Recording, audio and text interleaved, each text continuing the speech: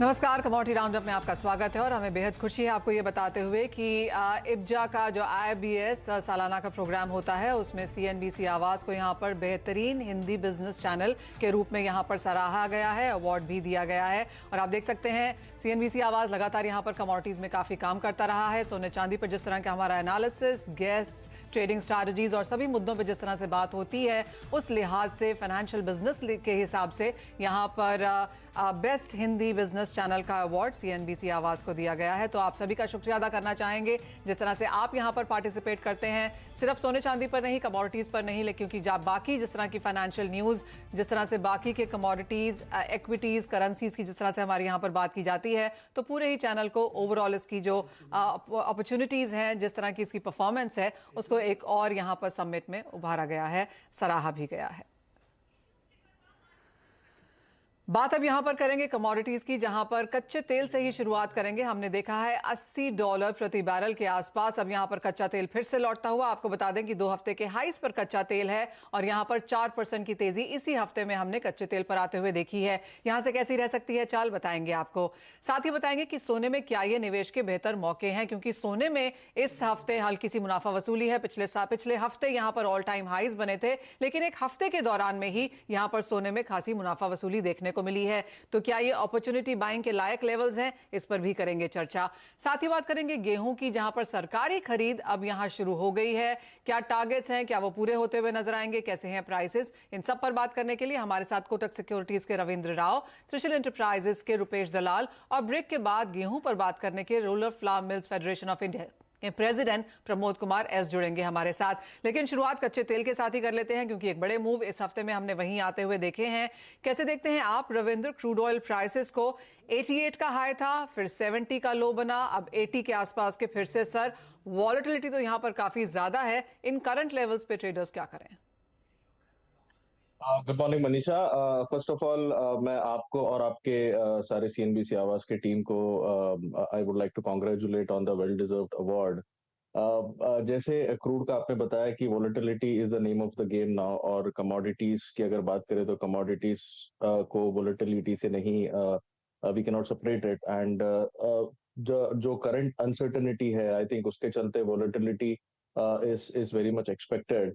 Crude की बात करें तो क्रूड में crude as it is an economically sensitive commodities, तो इकोनॉमी में जो भी उतार चढ़ाव हो रहा है उसके चलते क्रूड में एक इम्पैक्ट दिखाई दे रहा है, and that is what we are witnessing right now. जैसे मैंने आपके पिछले शो में भी कहा था कि WTI क्रूड में $65 का एक बहुत स्ट्रॉन्ग 252 डे मूविंग एवरेज का सपोर्ट है, और ब्रेंट क्रूड में अराउंड $70 का सपोर्ट है। तो एग्जैक्टली वहीं से मार्केट ने एक रिवर्सल दिया है, हालांकि उसके नीचे भी गया था but it was just a spike. Closing नहीं आया उसके नीचे, and the prices have again moved up. उसके बाद हमने देखा कि बैंकिंग क्राइसिस जो है यूएस में वो थोड़ी बहुत संभल रही है, रेगुलेटर्स आर सपोर्टिंग, और थोड़ा सा आई वुड से कि थोड़ा सा होप्स वापस आया है मार्केट में, and that is what is supporting the prices. Plus मेरे हिसाब से जो डॉलर इंडेक्स में जो हमने एक लगातार फॉल देखा है, उसने भी क्रूड को एक काफी हद तक सपोर्ट किया है। फंडामेंटली कोई मेजर ट्रिगर नहीं है एज ऑफ नाउ। नेक्स्ट अप्रैल में ओपेक की मीटिंग है, तो उसमें एक हमें एक ट्रिगर मिल सकता है, लेकिन मेजरली इट इज एक्सपेक्टेड कि जो भी उनका स्टांस है दैट विल बी अनचेंज्ड, और उनका जो प्रोडक्शन कट का जो स्टांस है that will remain going ahead. तो मेरे हिसाब से ओवरऑल जो क्रूड क्रूड के लिए सपोर्टिव फैक्टर्स ही है। लेकिन पिछले बार मैंने ये भी कहा था कि WTI में $72 का एक रेजिस्टेंस है, जो कि पहले सपोर्ट था, अभी उसके ऊपर ट्रेड कर रहा है prices, thanks to the API inventory data, जहाँ पे हमने एक बड़ा ड्रॉ देखा कल के सेशन में। तो आज का जो EIA इन्वेंट्री डेटा है वो बहुत क्रूशल होगा, उसे क्लोजली वॉच करना पड़ेगा, बट तब तक के लिए हमें लग रहा है कि प्राइसेस में थोड़ा बहुत अपसाइड रह सकता है। MCX की बात करें तो 6120 से 140 तक के भाव दिख सकते हैं, but I think it might again find resistance near 74 half dollar. But as of now मुझे लगता है कि अगर WTI की बात करें तो 72 का एक इमीडिएट फ्लोर होगा, और अपसाइड में $76 का एक कैप हो सकता है। और वहीं अगर MCX की बात करें तो MCX में अराउंड 6200 का एक कैप होना चाहिए, और ऑन द डाउन साइड 5880 5900 का एक फ्लोर होगा।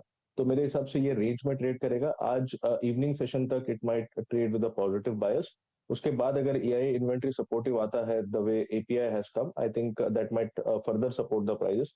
अदरवाइज हम 6120 140 से एक सप्लाई देख सकते हैं which might take the prices lower till 6000 to 5970।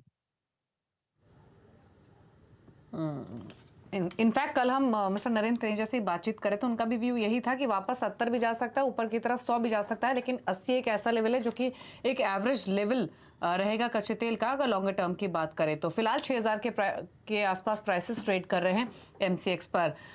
एक कमेंट रविंद्र आपका नेचुरल गैस पे भी क्विकली ले लेते हैं, क्योंकि यहाँ पर धीरे धीरे ही और नीचे की तरफ ही स्लिप हो रहा है, 180 के आसपास है, क्या भी उन लेवल से? मेरे हिसाब से नेचुरल गैस में अभी कोई बुलिश ट्रिगर नहीं है, क्योंकि विंटर इज गेटिंग ओवर और सप्लाई अभी भी काफी है। तो मेरे हिसाब से प्रेशर थोड़ा सा डाउनसाइड में ही रहेगा, लेकिन अगर इसमें कोई भी बुलिश ट्रिगर आ जाता है, जैसे कि अगर कोई भी वेदर चेंजेस आता है, कि वेदर अभी भी they are expecting it won't be that chilly और उस वजह से इसे सपोर्ट नहीं मिल रहा है, लेकिन अगर कोई भी वेदर चेंजेस आता है तो we might see a sharp upside, क्योंकि काफी लोअर लेवल्स पर है प्राइसेस और इससे नीचे जाना थोड़ा सा डाउटफुल लगता है। अगर लेवल स्पेसिफिक बात करें तो मेरे हिसाब से 175 176 तक जो एक्टिव कॉन्ट्रैक्ट है वो एक बार पॉसिबिलिटी है कि वहां तक जाए, लेकिन लोअर लेवल से फिर से इसमें बाइंग रीएमर्ज हो सकती है और prices might once again move close to 200 odd levels. लेकिन अभी फिलहाल इसमें वोलेटिलिटी थोड़ी सी कम है और हम देख रहे हैं कि एकदम रेंज बाउंड मूवमेंट हो रहा है, तो मेरे हिसाब से 175 would be a good level to enter from a buying perspective और ऊपर में 188 190 would be a good selling zone. Alright, तो यानी कि बिकवाली यहाँ पर अभी भी अपटिक्स पे की जा सकती है, we are not out of the woods जहाँ तक नेचुरल गैस की बात है। बात हम यहाँ पर सोने चांदी की कर लेते हैं, जहाँ पर पिछले हफ्ते के ऑल टाइम हाईज के बाद मुनाफा वसूली बनती हुई नजर आई है। रिस्की एपेटाइट बढ़ी है इक्विटीज में और रिस्की एसेट क्लासेस में फिर से पैसा गया है और सोने से वो यहाँ पर निकलता हुआ नजर आया है। रविंद्र, कैसे देखते हैं आप करंट लेवल्स? $2000 से अब हम काफी दूर जा चुके हैं और भारतीय बाजारों में जो 60,000 प्लस काइंड ऑफ लेवल्स थे वहां से भी 2000 रुपए तक की गिरावट।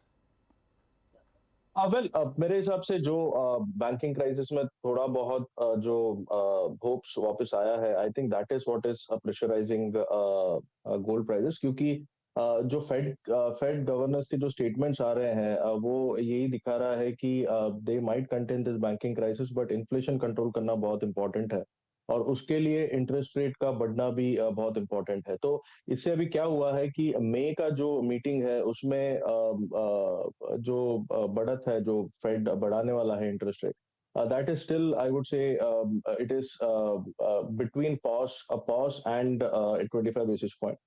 लेकिन जो आगे एक्सपेक्टेशन था कि आगे अराउंड 100 बेसिस पॉइंट का कट हो सकता है 2023 में, now that has come down to 50 basis points. तो उस वजह से गोल्ड सिल्वर दोनों में ही हमने एक प्रेशर देखा है, लेकिन कल के सेशन में हमने एक बाइंग मोमेंटम फिर से लौटते हुए देखी थी गोल्ड और सिल्वर दोनों में।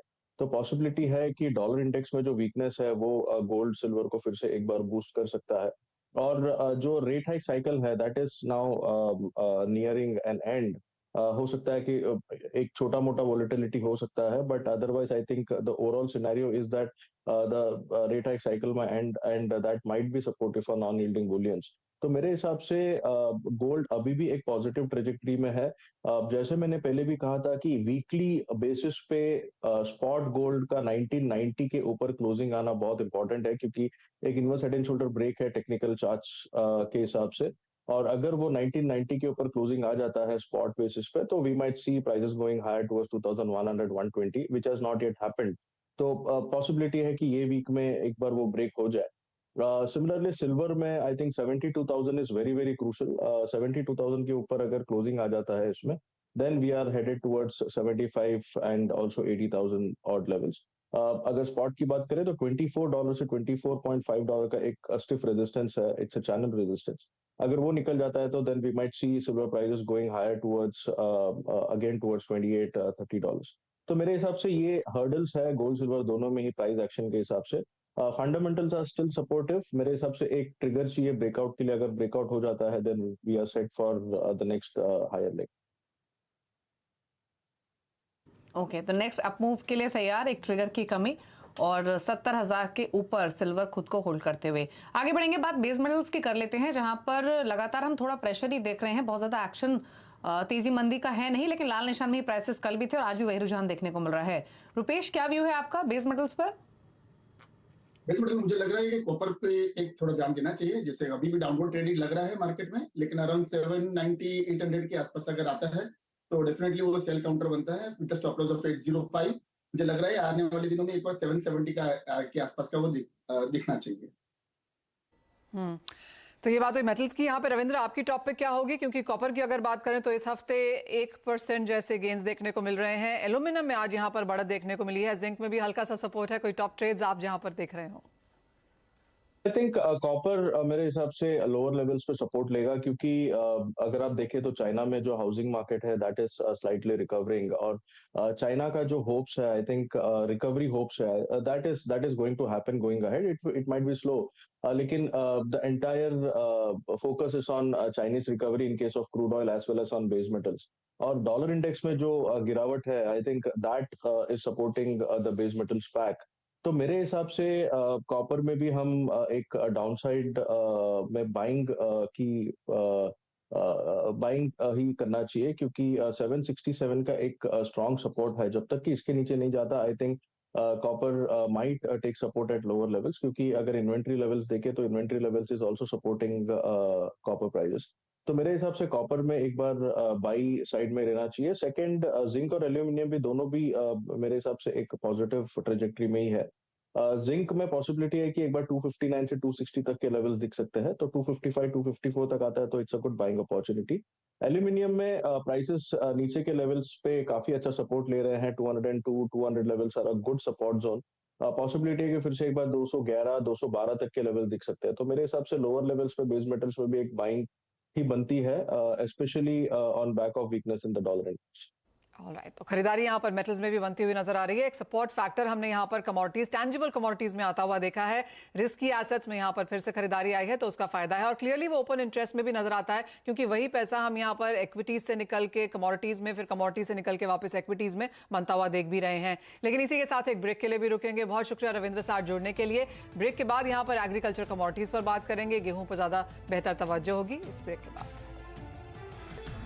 8th India Boolean and jewellery award 2023, ये है मनीषा जी के अवार्ड्स की गैलरी। आप देखिए कितने सारे अवार्ड्स मनीषा जी को मिले हैं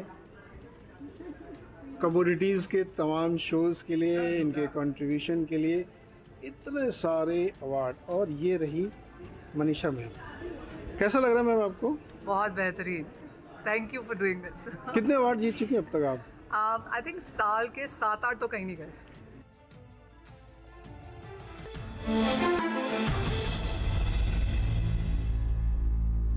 नमस्कार, आपका स्वागत है। और भारत में सरकारी गेहूं की जो खरीद है वो यहाँ पर शुरुआत हो चुकी है, और जो लेटेस्ट आंकड़े आए हैं उसके हिसाब से एफसीआई ने अब तक गेहूं मध्य प्रदेश में ही 10,000 टन की जितनी यहाँ पर उठाई है। ऑफ कोर्स थोड़ा सा डिलेड यहाँ पर गेहूं की जो प्रोक्योरमेंट है वो चलती हुई नजर आएगी। हमने मौसम का यहाँ पर एक मार्ग यहाँ पर ईल्ड में और क्वालिटी में भी गेहूं में आते हुए देखा है। लेकिन हमारे साथ India roller flower mill federation of India के प्रेसिडेंट प्रमोद कुमार एस जुड़े हैं। प्रमोद जी नमस्कार, कैसे देखते हैं आप? फिलहाल सरकारी खरीद होती हुई एमपी में शुरुआत हो गई है, बाकी जगह भी यहां पर होने की उम्मीद है। नंबर्स धीरे धीरे यहां पर आते हुए नजर आएंगे, लेकिन जो सरकारी नॉर्म्स हैं वो भी हमने सुना है कि थोड़े से रिलैक्स कर दिए जाएंगे, क्योंकि मौसम की मार यहां पर ईल्ड पे आई है। गेहूं का क्रॉप 100% बारिश सब जगह हो रही है और होने की संभावना और है। गेहूं का क्रॉप पे कोई इफेक्ट नहीं होगा, लेकिन प्रोक्योरमेंट ये क्वालिटी इशू रहेगा इस साल। Okay, So I don't know how that will have an impact on the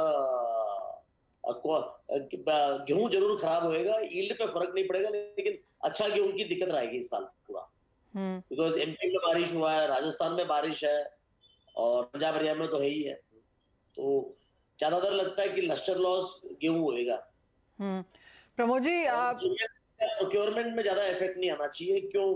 जो लस्टर लॉस वीट है या जो भी गेहूं है, सरकार को जाएगा गेहूं। ऑलराइट, तो आप कह रहे हैं कि प्रोक्योरमेंट के नंबर्स यहां पर सरकार अपने अचीव करती हुई नजर आएगी, लेकिन क्वालिटी इस बार थोड़ा सा हिट खाती हुई नजर आएगी। और दूसरी बात, आपको नहीं लगता कि सरकार एज ऑफ नाउ कोई भी एक्सपोर्ट खोलने के मूड में है, एटलीस्ट जब तक प्रोक्योरमेंट पूरी नहीं हो जाती? आई थिंक एक्सपोर्ट खुलने का आई थिंक दैट ऑप्शन है ही नहीं इंडिया में इस साल, Okay. बिकॉज गेहूं का प्रोडक्शन बहुत ज्यादा एक्सेस नहीं हुआ लास्ट ईयर के मुकाबले में, और अपने opening stocks I think all time low है. I think we will close at 8.5 million tons, which is close to the level of क्या बोलते हैं उसको आप, जो मिनिमम बैलेंस होना चाहिए. I think we are on a very very weak wicket right now as far as opening stocks are concern. तो export का तो खुलने का कोई चांस मुझे दिखता नहीं है. तो फिर ऐसी सिचुएशन में फिर ये मान के चला जाए कि व्हीट सप्लाईज पहले के मुकाबले बढ़ेंगी ही, क्योंकि एक्सपोर्ट बैंड कंटिन्यू होने की प्रोबेबिलिटी पूरी है. और साथ ही अगर हम मंडीज के अराइवल की बात करें तो जहां जिन भी रीजन्स में रेन हुई है, रिसेंट रेनफॉल हुई है, वहां पर अराइवल्स क्या स्लो रह सकते हैं? अराइवल्स का ट्रेंड कैसा रह सकता है रीजन वाइज? अराइवल का ट्रेंड बारिश के कारण डिले हुआ है, और पहले बार होएगा कि गेहूं के अराइवल और गवर्नमेंट का प्रोक्योरमेंट दोनों साथ साथ में होएगा. So I think government will get procurement, मिलेगा गवर्नमेंट को, कोई प्रॉब्लम नहीं होना चाहिए. और गेहूं थोड़ा भीगने से या लस्टर लॉस होने से गवर्नमेंट विल बी द, मतलब they will sell the wheat. हमको लगता नहीं कि प्रॉब्लम नहीं होना चाहिए प्रोक्योरमेंट में, अनटिल अनलेस और बारिश हो जाए और खराब हो जाए अलग बात है, बट प्रोक्योरमेंट होना चाहिए. ऑलराइट, वो और बारिश और जो और मौसम की चिंताएं हैं, फिलहाल शायद ये रबी फसलें ना ले पाएं, लेकिन इसी पर बात करेंगे. रुपेश भी हमारे साथ है. रुपेश, आप कैसे देखते हैं गेहूं की प्रोक्योरमेंट प्राइसेस और बाकी की जो रबी फसलें हैं जैसे कि सरसों और चना, यहाँ पर क्या ट्रेंड्स हैं? सबसे पहले मनीषा जी, दीपक जी एंड समग्र पूरी सीएनबीसी आवाज की टीम को hearty congratulations for getting this prestigious award. गेहूं की बात करें तो मुझे ऐसा लग रहा है कि इस टाइम 3.50 करोड़ टन का जो टारगेट है वो गवर्नमेंट अचीव कर लेगी.